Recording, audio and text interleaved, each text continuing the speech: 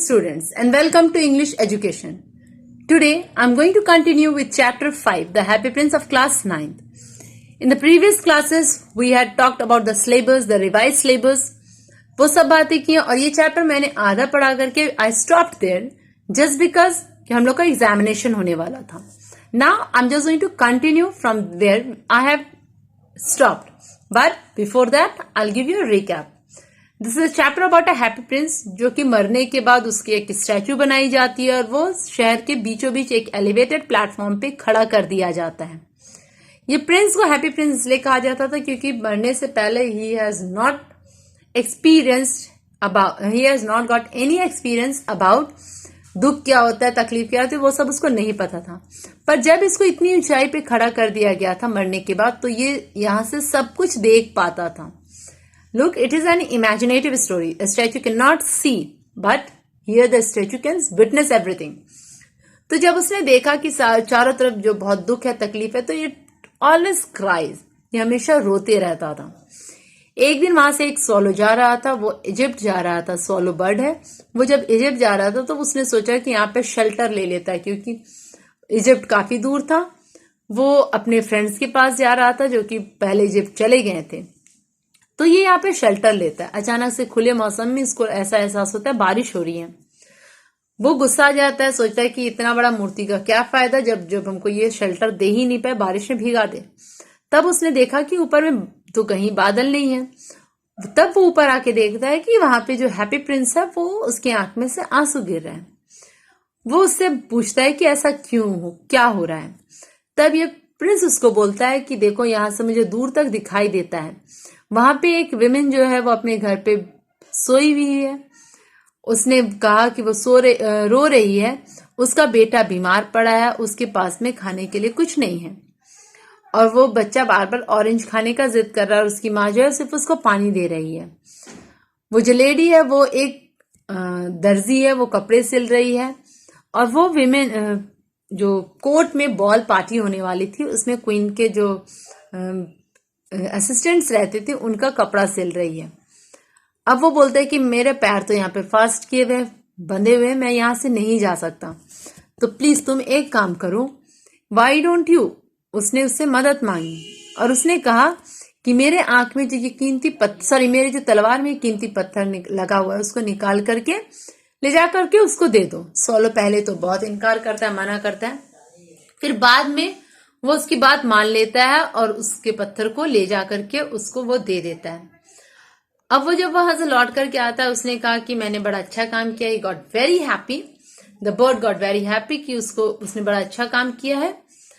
और फिर वो क्या करता है, वापस जाके प्रिंस को बोलता है कि अब मुझे जाना चाहिए. वो बोलता है कि ठीक है तुम आराम कर लो. फिर वो वहां पे सो जाता है. व्हेनेवर जब कभी वो कुछ अच्छा काम करता था उसको बहुत नींद आती थी, तो वो इतना क्या करके वो सो जाता है. I will wait with you one night longer said swallow who really had a good heart. अब जो प्रिंस ने उससे कहा कि ठीक है मैं इस रात रुक जाता हूं और सवेरे वो चला जाएगा. ठीक है, वो इतना कहता है. Swallow swallow little swallow said the great prince. Now I am starting. Far away across the city I see a young man in a garret. He is leaning over a desk covered with papers and glass. In the glass by the side there is a bunch of with violet. His hair is brown and crisp and his lips were as red as pomegranate and he has longer and dreamy eyes. He is trying to finish his play to the director of a theater, but it is too cold to write anymore. There is no fire in the garret and hunger has made him faint. अब उसने कहा मैं यहां से देख रहा हूं कि एक इंसान जो है वो अपने रूम में पड़ा हुआ है, वो कुछ लिखने की कोशिश कर रहा है, स्टोरी लिखने की कोशिश कर रहा है ड्रामा थिएटर में डायरेक्टर के लिए. पर इतनी ठंडी है कि उसके पास में आग भी नहीं है, वो भूखा है और भूखे होने की वजह से वो बेहोश पड़ गया है और वो लिख नहीं पाएगा तो उसके पास पैसे नहीं होंगे, वो बहुत तकलीफ में है. वो ऐसा कहता है. अब सोलो जिसको क्या इजिप्ट जाना था वो क्या करता, उसने बोला कि ठीक है मैं एक रात और तुम्हारे साथ रुकने के लिए तैयार हूं, क्या करना है वो कहो. And the swallow who had really a good heart, उसका दिल बहुत बड़ा था.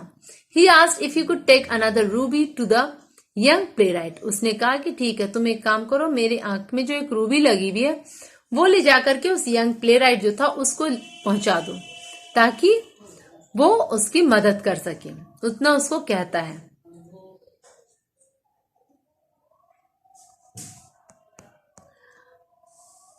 Alas, I had no ruby now, said the prince. My eyes are, उसने कहा कि मेरे पास एक और रूबी होती है, I'm sorry, तो वो उसको दे देता है, पर मेरे पास रूबी नहीं है, तो मैं क्या करूं? My eyes are all that I have left. They are made of rare spears. उसने कहा मेरी आंख जो है वह कीमती पत्थर की बनी हुई है, रूबी तो है नहीं मेरे शॉर्ट में। तुम एक काम करो, मेरी आंखें जो है उस आंख में से एक निकाल के जाकर के उसको दे दो, उसमें से इंडियन थाउजेंड्स ईयर्स अगो ये बहुत कीमती पत्थर है और उससे बहुत पैसे मिलेंगे। He ordered the swallow to pluck one of the spares, आंख में से एक पत्थर निकाल के उस प्लेराइट को देने के लिए कहा।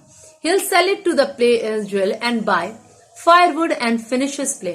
उसने कहा वो इस पत्थर से कुछ ना कुछ पैसे मिलेंगे बेच करके, वो फायरवुड कर देगा, उसको गर्मी लगेगी, खाना मिलेगा, खाना वो लेगा और फिर वो अपना प्ले को कंप्लीट कर सकेगा। उसने ऐसा कहा। The Prince said the solo, I can not do that, मैं ऐसा कर नहीं सकता, और वो रोने लगता है।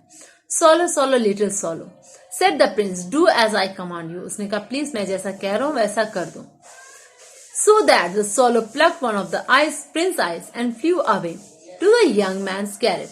अब वो सोलो क्या करता है, उसकी आंख एक निकाल लेता और उस यंग मैन के पास में उड़ के चला जाता है। It was easy enough to get in as there was a hole in the roof. उसके घर में घुसना बहुत आसान था क्योंकि उसके छत पे, वो जो राइटर था उसकी छत पे एक होल था, वो वहां से अंदर चला जाता है। Through that dread and came into the room. The young man had his head buried in his hand.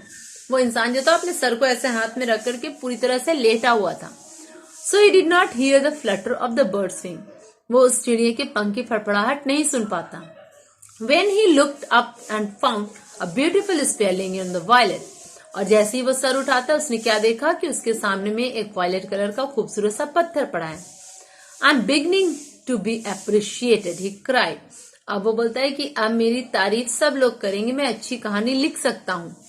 This is from some great admirer, ये जरूर किसी मेरे अच्छे चाहने वाले ने मेरी मदद की है। Now I can finish my play, अब मैं अपना प्ले लिख करके कंप्लीट कर सकता हूँ। And he took quite happy, looked quite happy, वो बहुत खुश हो जाता है। The next day the swallow fell down in the harbour. He sat on the mast of the large vessel and watched the sailors working. I'm going to Egypt, cried the swallow. But nobody minded, and when the moon rose, he flew back to the happy place.